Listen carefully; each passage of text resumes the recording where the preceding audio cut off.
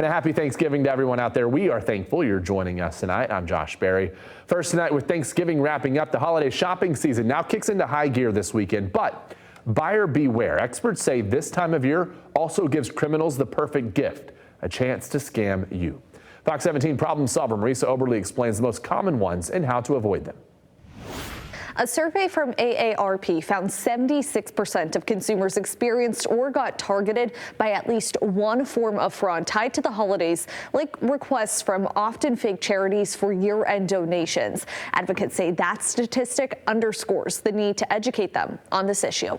From Black Friday to Cyber Monday, people plan to shop this Thanksgiving weekend. The National Retail Federation estimates over the 5-day stretch, 182 million could be in search of a sale in-store or online, a significant increase from previous years. However, those great deals sometimes lead to scams. It really is important that we all do our part to separate fact from fiction and find those legitimate organizations to help our entire local economy. But also, when we talk about scams, it's a long-term loss. Along with the money you lose now, you lose trust in the marketplace. Troy Baker with the Better Business Bureau of Western Michigan says as online shopping grows in popularity, his organization continues to see fraudsters who create imposter websites that look real, sell counterfeit goods, then send fake tracking information or request more money to ensure a safe delivery. Just because it's a paid ad doesn't mean it's legitimate. You really do need to do your homework, especially if it's a site you've never heard of before. If it's one of those places you already know and trust, go directly to that site and find the offer you want. He suggests customers search an online retailer's address or copy the first few lines of its mission statement.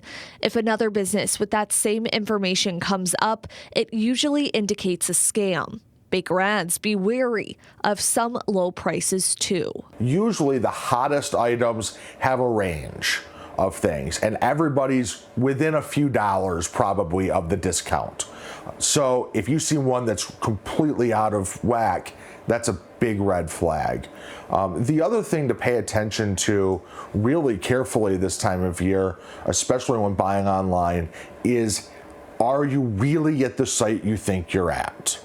A lot of these, especially on social media, will offer a great deal, half price, less than half price, and use a big name. But when you click on the link, it doesn't take you to that big name's website. He says in-person shopping usually provides better protections, but encourages people to use a credit card, not a money transfer app, and understand return policies. Baker notes some retailers turn into pop-up shops during the holidays, which the BBB often gets complaints about. Learn about them and make sure you ask some questions. Where are you? How do I get a hold of you in January if we need to? If there's something wrong with this, how do I get a replacement?